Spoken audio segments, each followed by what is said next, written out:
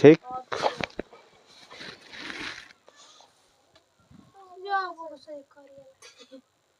Light बजी तब ना।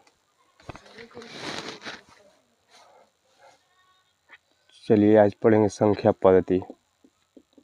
संख्या पद्धति, ठीक। लोग तो ऊपर हो जो लिखा था नहीं खेलू का दे फरेश का नहीं का फरेश हम कहते हैं लोग था कि ना। बस संख्या पद्धति बाबू आपको दो तरह का होता है। एक होता है भारतीय पद्धति, भारतीय पद्धति, राइट। और दूसरा होता है आपको अंतर्राष्ट्रीय पद्धति ना, अंतर्राष्ट्रीय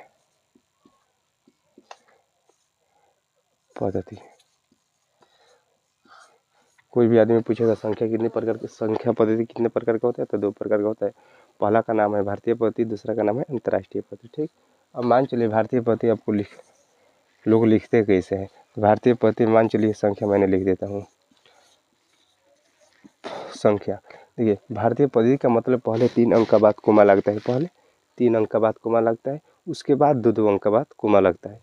जैसे मान चलिए संख्या मैंने लिख दिया, पहले 2 अंक के बाद कोमा लगाएंगे, उसके बाद 2 अंक के बाद, पहले 3 अंक के बाद, तब उसके बाद 2 अंक के बाद कोमा लगा दे जाएंगे, ठीक। 2 अंक के बाद ये क्या हुआ संख्या पद्धति, भारतीय पद्धति हुआ। अंतर्राष्ट्रीय पद्धति में ये होता है खाली 3 अंक का बाद कोमा लगता है। जैसे मान चलिए 7, 8, 9, 5, 3 कोई भी संख्या आप लिख दीजिए।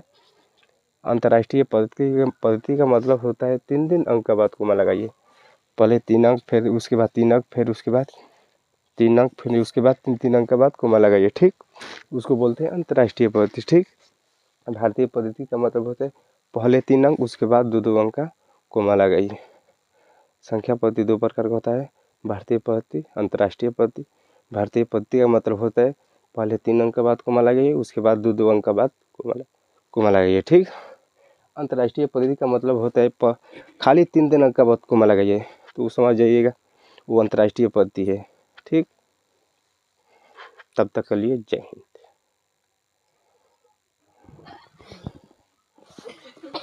लगे ही नहीं तनिको।